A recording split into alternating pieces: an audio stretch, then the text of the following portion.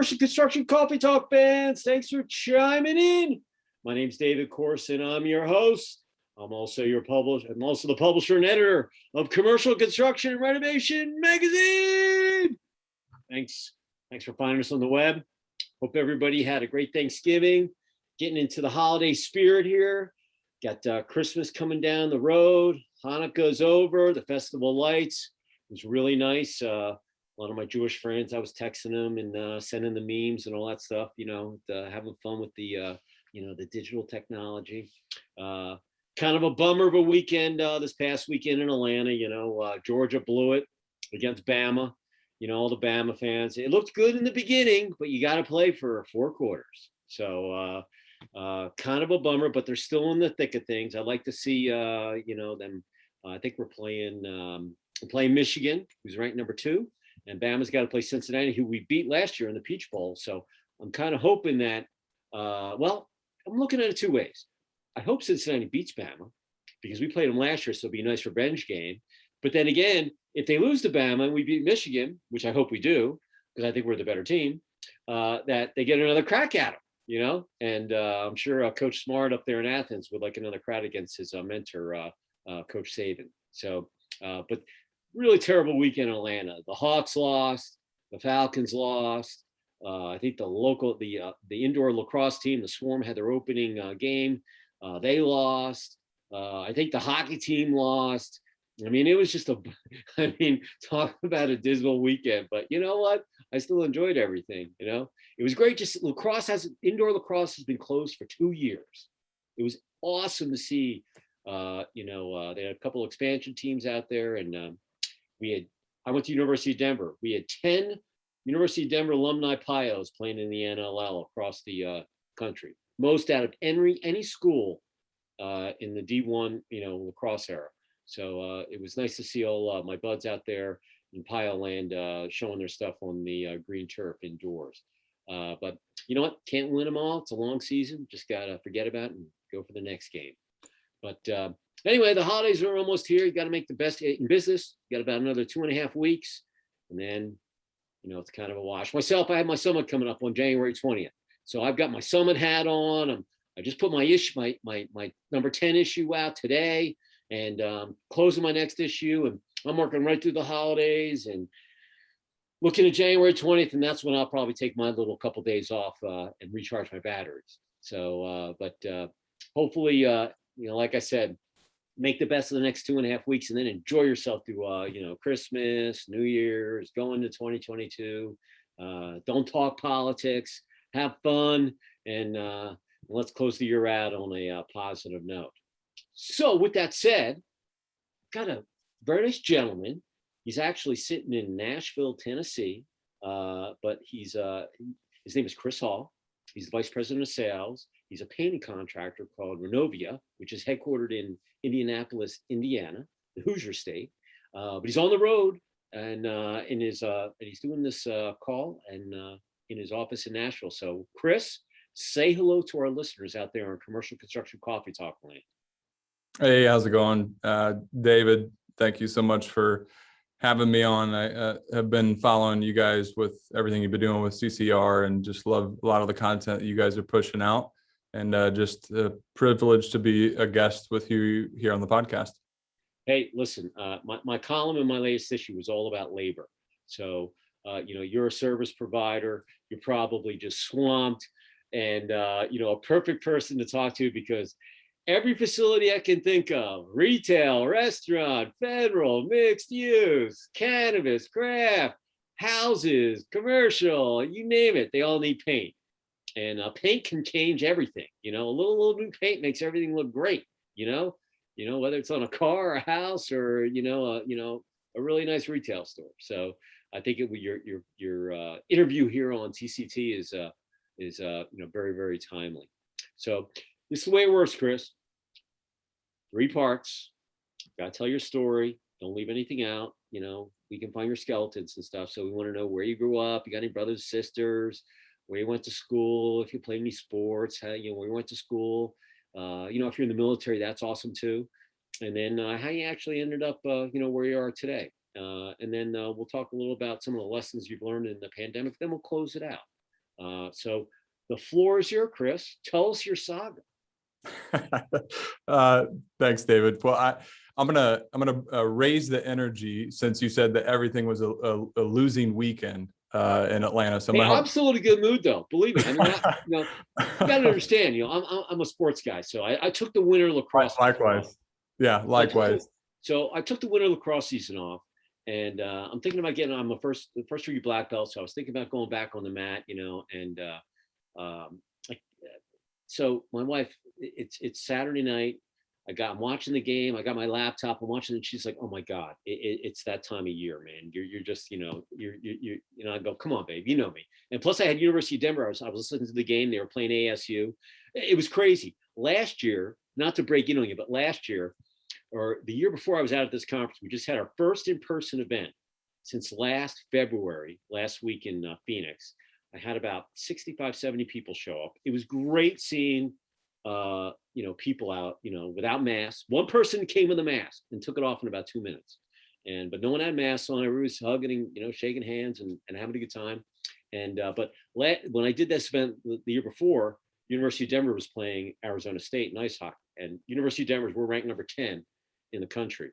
And Arizona State, they played us really well, but they play in a really tiny rink. It's got the low ceiling, and they're building a beautiful facility, but it's not ready yet. And they had like 20 million uniforms. Every time I see them play, they got a different uniform on. We have a away and a home jersey. Anyway, they were just rubbing us, and D lost the first game, and then we played in the big stadium where the Coyotes played the second night. So ASU was in town. I didn't even know it, or else I would have stayed over for that and caught the game. But anyway, beat them 6-2 the first night, and then we pounded them on the second night 7-1. So in my, from my eyes, I was like, hey, go Pios. The Atlanta guys, they lost, but that's okay. As long as we won. And ASU, I was like, oh man, because they played dirty last year when we last played them. And we played them about a month ago in Denver. And they were kind of a little chippy, you had to keep your head up. So, but D went in there and they pounded them and let them have it. So, anyway, so I was still in a good mood, but you got to take the wins with the losses. Well, any of those Wolverines or Bearcats or Bama or Bulldog fans, obviously they'll be coming up to my home state where the CFP is going to be there in Indianapolis. So looking forward to hosting you all in Indiana. So listen, you'll definitely get the Michigan guys. They're close. Yeah. And, the Georgia fans, listen, I'm a Yankee living in the South, so I pull for all the Georgia teams. So, but the Bulldog fans, there'll be people, you'll see I don't want to say scarlet and gray because that's the Buckeye, gig, but you'll see the red and black, and Uga the eighth, whatever the Bulldog only is on there. But they'll travel well. That should be I'm sure it'll be a packed house in there. So yeah. Well, so I guess my background history, origin story, if you will. So I was born and raised in Indiana, obviously, and with 3 siblings, and then I had a great idea to go to college in South Florida to play golf at a small school, nice. Johnson & Wales University, and I'm married 9 years to my beautiful wife Lindsay. We got 2 boys, Everett and Emmett. Everett's 7 and Emmett's 5. And they keep me on my toes. Were you on scholarship at Johnson & Wales, or were you, basically a walk on there? I was. NAI does scholarships just a little bit different, and so I had some scholarship money. Was able to play alongside a lot of great folks down there, and a couple of transfers from some really big schools, and a couple of guys that have made it on tour. So kind of my claim to fame, if you will. I never made it on tour, but I still enjoy golf. So are you scratch? Are you scratch? Is that your handicap now, or 10 years ago? Sure. Today? Yeah. No, more like a 6 or a 7 today. And so if you, I guess, fast forward, well, flashback and then fast forward. So I guess I moved back to Indiana after graduated from school there in South Florida. I was like, I got to get back to Indiana. I'm a homebody, I guess. And so a little over 14 years ago, I entered the workforce. And I think, at that time, David, like I really had kind of no clue what I wanted to do or where I wanted to go or who I wanted to become, and probably what a lot of 20-year-olds do in that, era of time, if you will. And so being kind of raised by a single mom, and just seeing some work ethic and having her model those attributes that I look for, I just knew that as long as I had a positive attitude and a willingness to kind of, get up and eat what I kill and develop myself and kind of just simply outrun everybody else, I was going to be successful. And so fast forward from there, I joined Renovia 10 years ago. So I've been with Renovia for 10 years. And I had a couple of sales gigs prior to joining them, but now being here, I've held every sales role that we offer and that we have. And so I kind of cut my teeth in the multifamily world, but then later branched into national accounts. Had some opportunities to work with some clients in hospitality and vacation ownership. And then I was really at a crossroads. I was like, hey, do I want to continue to kind of sell paint jobs and projects for the rest of my life, or do I want to lead and influence people? And so it was a difficult decision at the time, but looking back, I'm so grateful that I made the one that I did. And so if you fast forward from there, a year and a half ago, and I know we'll get to it when kind of lessons learned coming out of the pandemic, but I was promoted to my current role in March of 2020. And so it's like, hey, congrats on your new job. And then the bottom fell out. And so that was a big learning opportunity. And I know we'll hit on that here in a second. Yeah. Hey, being a sales guy, I always put sports with, business. You win, you lose. You get no all day. It's a numbers game. The more no's you get, the yeses, you don't know when they're going to come in. You got to put more in the pipeline. And, the early bird gets the worm. 80-20 rule in sales, 80% is status quo. The other 20% of the guys are making all the money. And so like myself, I went to school for hockey and lacrosse.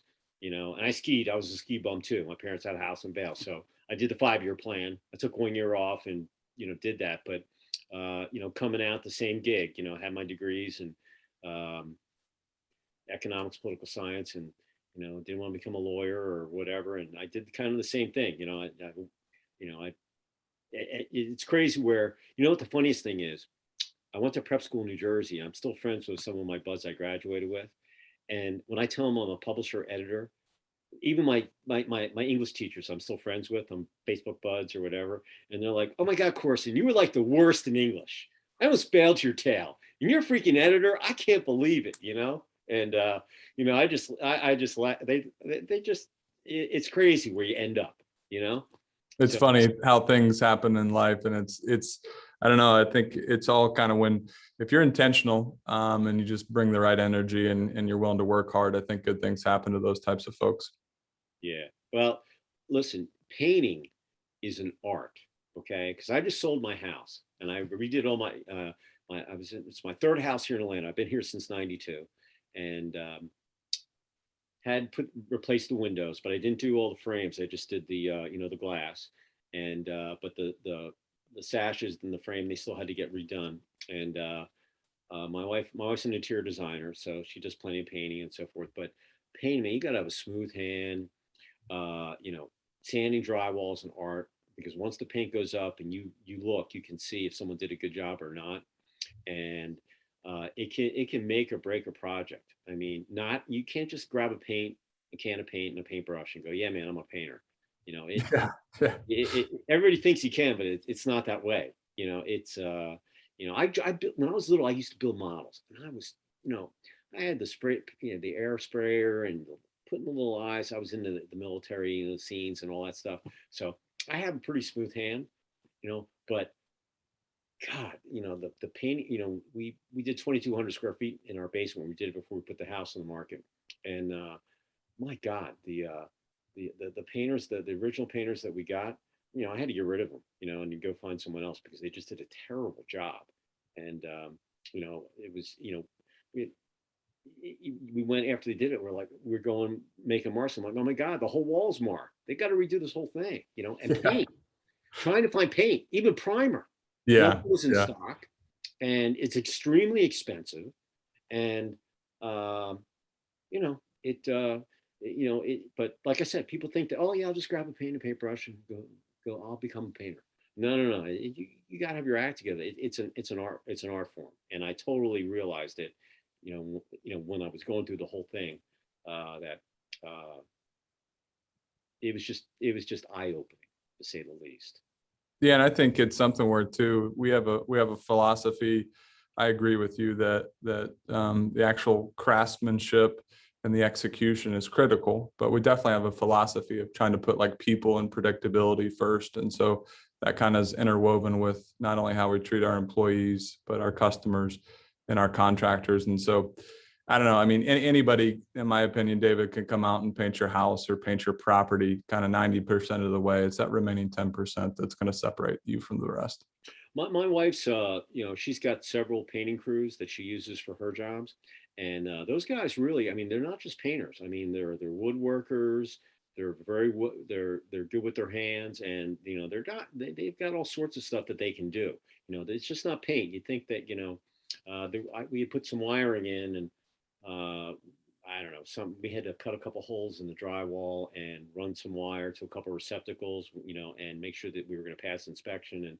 And anyway, I was like, oh man, that's going to be, we're going to, anyway, they did a really good job, ran the wire, little patches, boom, boom. You never even knew it was how, but if they didn't know what they were doing, oh my God, it could have been a nightmare.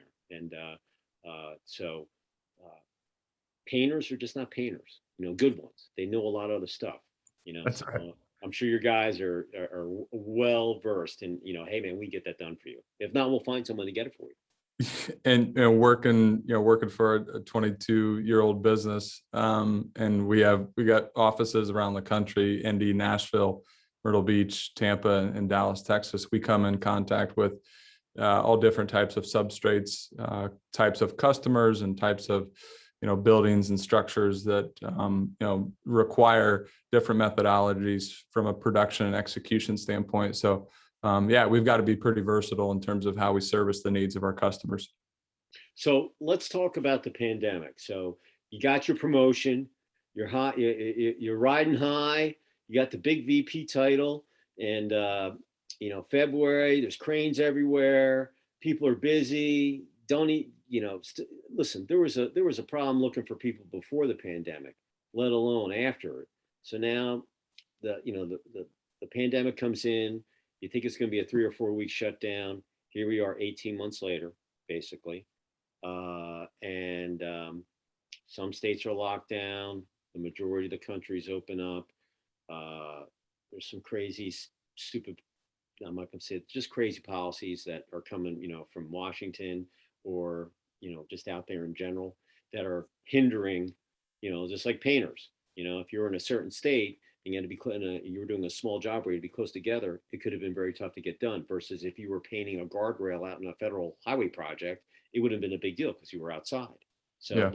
if you were in a state that was open and cruising along, I mean, there were still some regulations, with hand sanitizing and those kind of protocols that were put in from a safety measure. But the pandemic came. No one really knew what the heck was going to happen. It was different than 9/11. It was different than the 08 crash, and the dot-com. I went through them all, and giving my age away. But now that we're 18 months out, as a painter, and as you as a newly promoted vice president of sales, and being a salesperson, I know it had to be brutal because if you didn't have a Gmail or a cell phone, you weren't getting in touch with your people because they weren't in the office. They were working out of their house, and they didn't want to pick up the phone and say, hey, Chris, those 20 jobs that you're going to paint? Well, they've been delayed, or they've been pushed back, or they've been put on hold, or my payment terms went from 30 to 180 days. I'm sure you know exactly what I'm talking about. So, Yeah. So how did you handle it? Just in general, and then talk about, some of the things that you looked at, that you learned going into, closing 21 and into 2022. Yeah, there's a lot of different ways I could go with this, because I really don't. It's not a sense of pride for me, but pride for our team, and kind of how we came out of this. And so I would even tack on a couple of months and just say, hey, from July forward, July to present time. And so I think we moved, just society speaking, we moved more connected, obviously, and as a country, and even like a company overnight. That had to happen. So thankfully, as a company, we were already kind of cutting edge from a technology standpoint. We just had to flex that muscle a little bit more with a higher frequency. So that was good. But the thing that we would definitely hang our hat on, at least from a sales side, is that we were really intentional and focused on our sales culture and just our DNA. And so we really shifted the lens from focusing on like developing and honing our habits and behaviors versus driving for results. And the thing of it is like a lot of folks were kind of running around with their hair on fire. They had no idea what was going to happen, next month, next week, or tomorrow for that matter. And so we wanted to create a culture that we could be proud of and something that we could control within that moment, because a lot of folks were struggling with everything, kind of losing control of not only their daily schedules and going into the office or losing their jobs, whatever, what have you. The thing that we could control. Were you virtual? Were you in office? Yeah, we were virtual. And so the thing we could control was kind of our attitude and the way that we showed up every day to develop ourselves. And so we did a lot of virtual webinars and sprint series. And I mean, I really focused on just creating a team atmosphere that people were excited about by still coming to work, even though work was in your basement or in your home office or on your dinner table or your kitchen counter, like wherever it may be.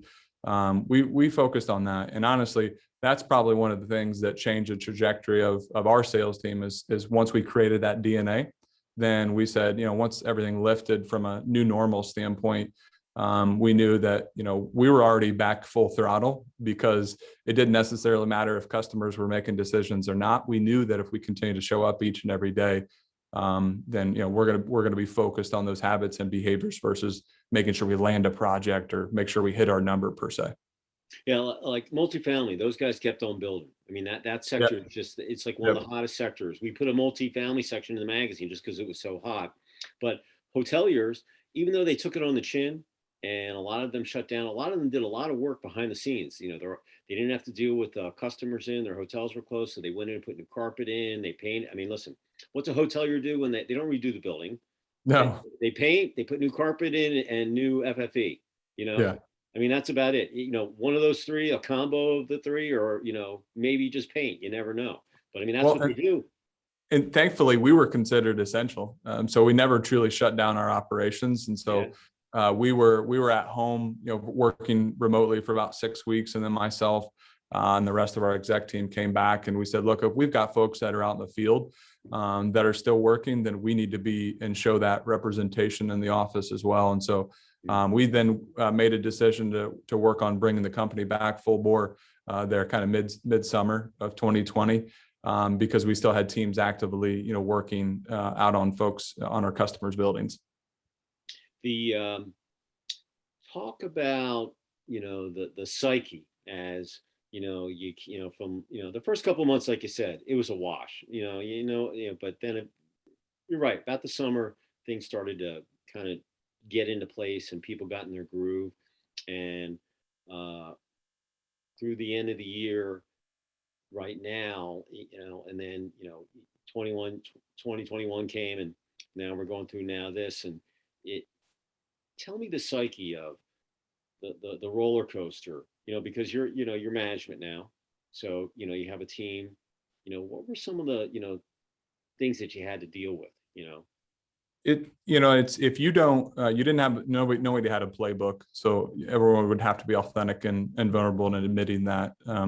First of all, that was new to my job, so I certainly didn't have a playbook, but I knew things that would work is still staying connected with people and just focusing on building those relationships, whether it's a customer or an employee. But to answer your question specifically about the psyche, honestly, it's kind of core to our culture of our Renovia sales team, and it's focusing on abundance versus scarcity. And that was a pretty tall task in the middle of the pandemic when there's kind of scarcity everywhere you turn. But we knew that we're going to get up tomorrow and focus on winning the day. And if we still maintain an abundance mindset and perspective, then that was going to carry us through. And there's some other things that we work on and we practice just as a group, and we're big on practicing. We love that idea and that thought behind just really honing our craft and making sure we're delivering great results for our customers. What were some of the cool projects that you in general, I mean, as you came back, that you might have worked on? or some of the new maybe painting techniques that came around, out of this whole ordeal, fiasco over the last 18 months that maybe our listeners might find interesting. Yeah, I think so. I mentioned kind of how we had to flex our muscle from a technology standpoint. And so thankfully, and I'll mention him here, Brett Williams, my counterpart in operations, he was already thinking through this kind of virtual estimating aspect of what we needed to do because we couldn't crisscross the country to be able to get to our customers' job sites. And so thankfully, we were already on the front end of that. And so while there was kind of, let's just say 60 to 70% of our estimates we were getting on site, and the other 30 to 40 we were doing virtually, flip that. And so it was more 60 to 70 we were doing virtually, and more along the lines of 30 to 40 we were doing actually on site. So that was something that we don't ever plan to go back to the old way, if you will. It's certainly more efficient. It's better from a bottom line standpoint, and it provides quicker turnaround times for our customers too. Well, if you do enough projects, and if you got to paint a 10,000 square foot box, and you know how tall the walls are, and it's like anything else, you can probably guesstimate it fairly quickly. You're always going to have that project where oh my God, that you didn't tell me the drywall was like falling apart or whatever, but you know where I'm coming from. Yeah. I mean, you do it long enough that it's not cookie cutter, but you could probably come pretty close to where you're give or take a few, but it's not going to crush your budget. Right. And, I know a lot, a bunch of the paint companies, the big three, Benjamin Moore, Sherwin, et cetera, they've all come out with these new paints. Some of the primers are in them and so forth. What's your take on all that? Has it helped your business, or do you use that stuff? Yeah, I think a key word's probably overplayed. They certainly had to pivot, right? Isn't that the word of 2020 or 2021? Mm-hmm. But I think more importantly, with everything that kind of the fallout from the supply chain, which isn't necessarily pandemic related, and a lot of the force majeure that had to happen from just a raw material shortage standpoint, you really figured out who were your true friends and who were your true enemies in a sense. Yeah. And so I certainly I agree with creating new products and innovating. I think that we took a little different approach, and we focused more on kind of that 3 wood down the middle. And so let's stick true to who we are and stay core to who we are. And let's not go try to create a new service or a new product or something that we really don't know anything of. We're definitely not a fan of, jack of all, master of none. We'd rather be singularly focused, which is why we do commercial painting. And we just want to be, best in the world at that. Yeah, we looked at some of the paints that had the primer and the paint combined, and just talking to our contractors or my wife's that she's got in her stable, that they said, no, you want to get the primer, you want to put it in there, it's more of a high line gig, but it's a very cool concept, because if you can versus putting in primer and then putting the paint on there, doing it all at once, if they it just saves time. It might be a little more money, but when it's all said and done, it's a timing issue. You might get so but we did it the old fashioned way. We went with the primer. We couldn't find the primer. That was the toughest thing. You go to a paint store and they don't have primer. I'm like, you're a paint store, you don't have primer? Come on. But and yeah, don't get me wrong. You have to listen to what the market is telling you, right? Like you need to pay attention to it. So we certainly weren't agnostic and naive in a sense that we didn't really care. We definitely cared, and we do care because we want to be able to be astute and listen to what our customers have to say and innovate where needed. We just didn't feel it was the best time to innovate when we didn't even know what the next month was going to look like. Oh, yeah. So that's why we just tried to stay true to who we were. Do as a painter, a contractor, you go in, you look at it, and then the end user, whatever they might be, multifamily, retail, hotelier, and you go in. Do you ever say, hey, you really should do this? I know you want to do this, but do you get that? Or because in the pandemic, everybody was like this with their money, and they were, so how did you handle that? Well, we've got, that's a good question, David. We've got to be a solutions provider. And so, yeah, folks could be listening and be like, well, you're a painting contractor. Yeah, obviously. But if we can't solve a pain or an issue that our customer is facing, then I think that we're just like everyone else, and we're just showing up and throwing up. And so, I don't necessarily think that's the right approach. And so we're probably not the right fit for any and every project that's out there. And so, yeah, we do provide our recommendations. Sometimes customers listen, sometimes they don't. But we want to prevent them from hurting themselves if we can, and let it be their decision whether they want to go a certain way or not. Um, a lot of the contractors, when I was doing my basement, I reached out to vendors to help me with the project, flooring, my plumbing, my electrical, and but when I came to find a paint, I could not find a painting contractor. I mean, everybody I called was like, "Hey, man, I'm busy." I mean, I called a guy up in Nashville, I called a guy in Knoxville, I called a guy in Savannah, I called all my I mean, I went to some facility guys that had 30,000 contacts, that were jobbers, and every painting contractor that that I called, because I wanted to do a little barter, and anyway, it was they were all swamped. They just said, "You have no idea. I can't even cover the business that I have right now because everybody that was stuck at home, they either redid their deck, they did their basement, they did their I mean, they were doing something in their house, and paint was one of them. And it didn't matter if you were commercial or residential; they were all busy. So, did you go through that, or you're still probably going through it? I'm sure. We're still going through that. Yeah, there you go. See, And I got so, the buzz here. Yeah. yeah, no, I mean, so I would my remark to that would be, we're blessed and highly favored. So it's been a good year. Not gonna lie. So we're wanting to take advantage of that and reposition ourselves to make sure that we can continue to service our customers in the highest regard, as well as expand the company, expand the business.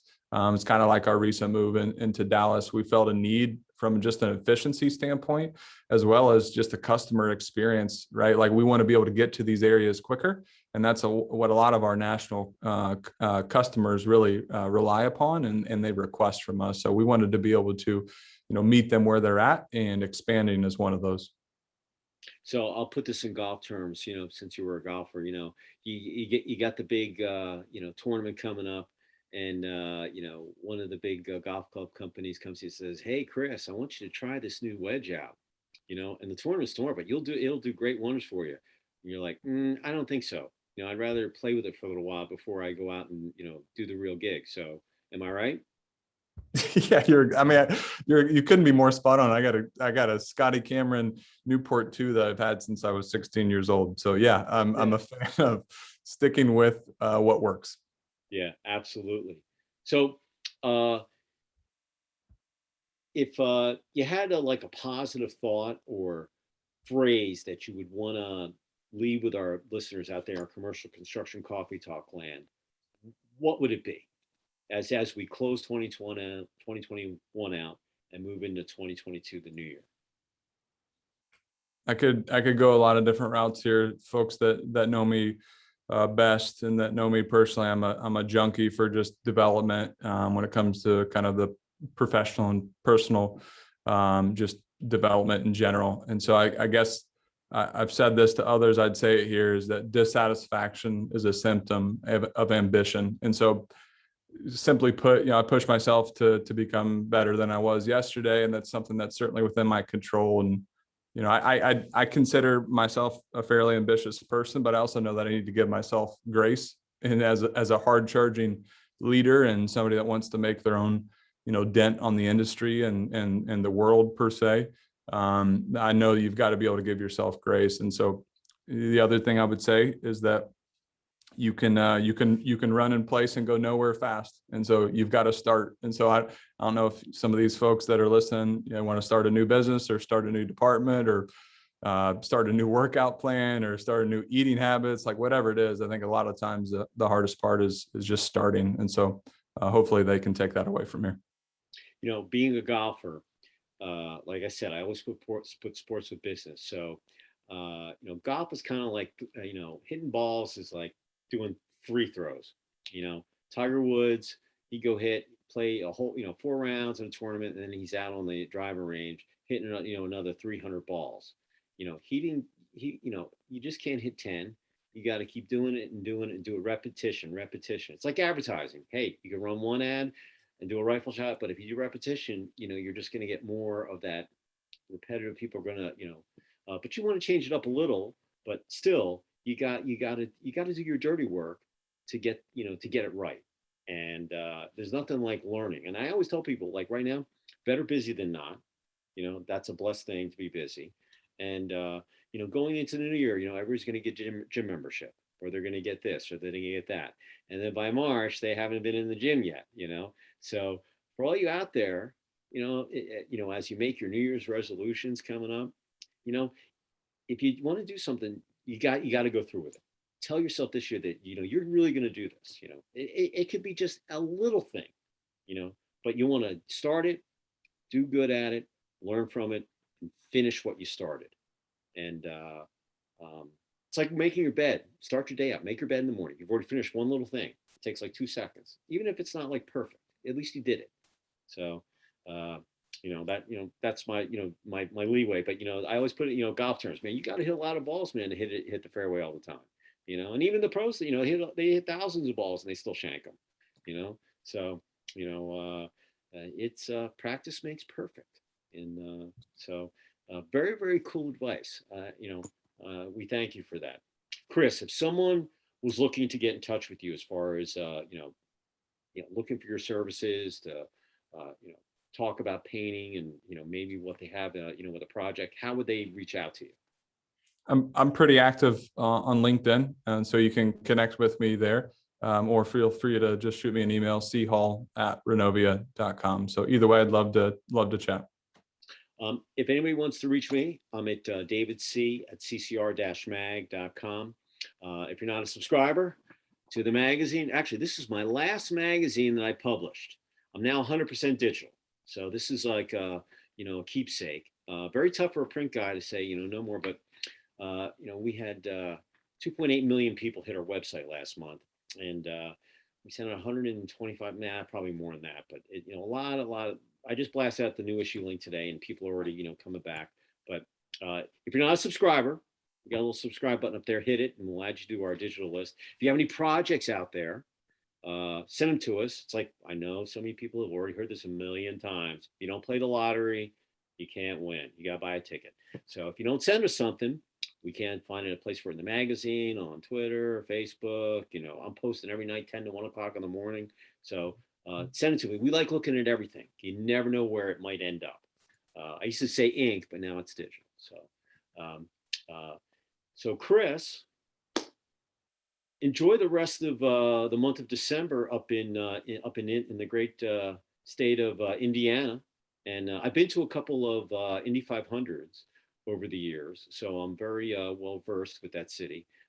Actually, I think I've got a picture frame that I bought when Bobby Rahal won the Indy. I think it was like 1988 or 90. I don't know, but it's in my on my thing. But anyway, if you haven't ever been to the Indianapolis 500, it's like it's very loud. You got to get there early. I sat in the stands and I've done the infield. I've done it a couple different ways, but it is an unbelievable facility to look at, and it's different than NASCAR. And but it's just it's an amazing sight, and the cars go so fast, and the people are just genuine. It's an American pride thing. It's over Memorial Day weekend, and so I urge you to go there and check it out. It's a very, very cool gig. It's like the Kentucky Derby. If you've never been there, go to Louisville. I lived there once. I've gone to a couple of those. I've gone to. We did an event down at Daytona. We did the tour of the racetrack down there, and it's unbelievable. But the Indianapolis 500, very, very, very cool gig. So, well, Chris, enjoy the holidays. Merry Christmas. Happy New Year, all that good stuff. And that goes the same to everybody out there in commercial construction coffee talk land. Make the best use of the next couple of weeks, and then have fun with family and friends, recharge your batteries. 2021, it's been a roller coaster every year, but pretty darn good for a lot of people. And for the other ones, hey, listen, there's light at the end of the tunnel. Just close the chapter. 2022, I think, is going to be an unbelievable year. I'm sure there's a lot of crazy things will happen. And it's going to keep it interesting. Every day's interesting to me, you know? So I'm looking forward to it. And with that said, Chris, say goodbye from Nashville. You know, you got the Tennessee flag on the back behind you, right? Yes, sir, I do. Thank you so much for hosting me, David. I enjoyed it and look forward to it again. Thank you. Yeah. Well, you're very welcome, and we appreciate the time, you know, fitness and, you know, being on the road and all that. And to all you out there, Commercial Construction Coffee Talk, I'm going to sign off in Sugar Hill, Georgia, just below the Beaufort Dam, up by Lake Lanier, about 25, 30 miles north of Atlanta. So everybody, we will catch you next time on another episode of Commercial Construction Coffee Talk. Chris, I look forward to meeting you in person, and we'll go hit some balls. You know, I'm probably, you know, but I play bogey golf. You know, I broke 80 once in my life. I'll give you lessons. Sounds good. You know, if I could putt, you know, listen, it's like anything. You know, you could shave your. But anyway, when I played 79, when I hit the 79, I low 80s when I was hitting balls, but I can never break 80. So the day I played 80, I didn't keep score. I was in this foursome. We played, you know, no mulligans or any of that stuff. And so I get to the 18th, and I didn't even ask what my score was. I knew I was like low 80s. I wasn't sure. So they add up the card and they go, "Hey, David, you know what? You shot freaking 79." I'm like, "Get out of here." So count that again. So anyway, they kind of like, "Give me that card. I want you to sign it, man." Because I got to put that up there because I don't think I'm ever going to hit 79. Because if you would have told me on the 16th hole, "Hey, dude, if you par these holes," yeah, I would have bogeyed it. I would have blown it. So they didn't tell me, you know, but they probably knew. But then when I got there, they were like, "Ooh, we got to tell them, man, you broke 80." And so that's my highlight of my my golf career. And you know, so anyway, with that, we'll just say here's the 2022. Chris, say goodbye. Thank you so much. Goodbye, everybody. And to all you out there, once again, Merry Christmas, Happy Holidays, Happy New Year, and we will see you next time on Commercial Construction Coffee Talk. Chris, safe travels back home too, okay? Thank you. You too. All right, man. See you.